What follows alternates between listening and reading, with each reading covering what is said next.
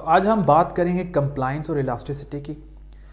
और ये बहुत ही कॉमन है, कंप्लायंस और इलास्टिसिटी को मिक्स कर देते हैं, और दोनों चीज़ टोटली डिफरेंट है। तो कैसे डिफरेंट है आज वो जानते हैं। तो सबसे पहले कंप्लायंस का फॉर्मूला जान लेते हैं कि जो कंप्लायंस है वो it equals to change in volume divided by change in pressure. इसका क्या मतलब है that compliance is directly proportional to the volume, जितनी वॉल्यूम बढ़ेगी उतनी कंप्लायंस बढ़ेगी, and inversely proportional to the pressure, यानी जितना प्रेशर कम होगा उतनी कंप्लायंस बढ़ेगी। अगर ये ज्यादा हुआ तो ये कम हो जाएगा। जबकि अगर हम इलास्टिसिटी की बात करें तो इलास्टिसिटी इससे टोटली डिफरेंट है।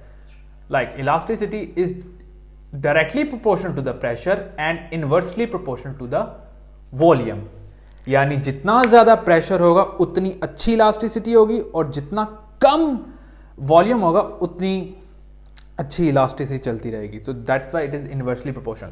इसका अब देखा जाए तो इसका मतलब यह है कि compliance is inversely proportional to the elasticity. It is inversely proportional to the elasticity. इसका क्या मतलब है, इसकी अगर एग्जांपल ली जाए तो आप फर्ज करें कि एक बैलून है, दैट्स अ बैलून, और हम उसमें एयर फिल करते हैं। जब उसमें एयर आएगी तो उस बैलून का वॉल्यूम बढ़ेगा, वो फूलता रहेगा फूलता रहेगा। लेकिन जैसे ही हम उसके सोर्स ऑफ एयर से हटा देते हैं, हवा भरना छोड़ते हैं, तो क्या होगा, पुश होगा, वापस सारी एयर बाहर निकल आएगी। जब सारी एयर बाहर निकल आएगी तो वॉल्यूम क्या होगा, पहले तो वॉल्यूम बढ़ा लेकिन बाद में वॉल्यूम कम हो गया। जब वॉल्यूम कम हो जाएगा तो कंप्लायंस बढ़ेगी या ज़्यादा होगी, कंप्लायंस कम होगी। क्यों? क्योंकि it is directly proportional to the volume. जबकि आपका जो इलास्टिसिटी है it is inversely proportional to the volume. तो यहां जब वॉल्यूम जीरो पे आए या कम हुआ तो इलास्टिसिटी क्या होगी, इलास्टिसिटी इंक्रीज होगी। तो that is why this is an example of elasticity. इसकी इलास्टिसिटी ज्यादा है but this is not compliance.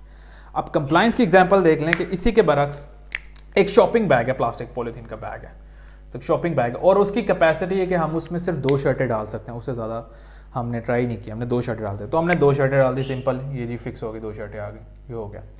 लेकिन अगर हम उसमें तीसरी शर्ट डालें तो क्या वो उसको पॉप करके बाहर भेजेगी, लाइक प्रेशर से बाहर भेजेगी? क्या होगा, हम जब तीसरी शर्ट अकोमोडेट करते हैं लाइक, फिर क्या होगा, फिर इस तरह होगा, ये तीसरी शर्ट, ये दूसरी, और ये पहली, और तीसरी शर्ट भी अकोमोडेट हो गई कि प्रेशर डालने से अकोमोडेट हो गई। सो इसमें क्या हुआ, इसमें वॉल्यूम बढ़ा। तो वॉल्यूम जब बढ़ा, वॉल्यूम जाहिर बात है ज्यादा शर्ट आई तो वॉल्यूम बढ़ा, जब वॉल्यूम बढ़ा तो कंप्लायंस क्या होगी, ज्यादा होगी या कम होगी? ऑफ कोर्स ये ज्यादा होगी। क्यों? क्योंकि कंप्लायंस वॉल्यूम के डायरेक्टली प्रोपोर्शनल है, जबकि इलास्टिसिटी तो इनवर्सली प्रोपोर्शनल है। तो जब वॉल्यूम बढ़ा तो इलास्टिसिटी कम होगी या ज्यादा होगी? कम होगी। जितनी वॉल्यूम ज्यादा होगी उतनी इलास्टिसिटी कम होगी। So that is why. और दूसरा, इलास्टिसिटी का इस इलास्टिसिटी का जो कॉन्सेप्ट है वो इस तरह नहीं है कि जी ये ज़्यादा स्ट्रेचेबल है तो बस ठीक है ये इलास्टिसिटी नहीं। अगर एक बबल गम है और आप उसको स्ट्रेच करते हैं, वो स्ट्रेच होती जा रही है, तो वो इलास्टिसिटी नहीं है, वो स्ट्रेचेबिलिटी उसकी, ठीक है। इलास्टिसिटी का मतलब यह है कि किसी भी चीज़ की वो सलाहियत जो उसको वापस अपनी ओरिजिनल हालत में ले जाए, उसकी वो रिकॉलिंग उसकी वापस हो जाए। किस तरह, मिसाल के तौर पे एक रबर बैंड है और वो 1 मीटर है, उसको मैं खींच के 2 मीटर तक ले आता हूँ, ठीक है। जब 2 मीटर पे लाता हूँ और वापस छोड़ता हूँ, फोर्स अप्लाई करना छोड़ता हूँ, तो वापस वो 1 मीटर पे आ जाती है, ना उससे ज़्यादा ना उससे कम। तो ये उस रबर बैंड की इलास्टिसिटी, हम ये कहेंगे इट इज़ मोर इलास्टिक।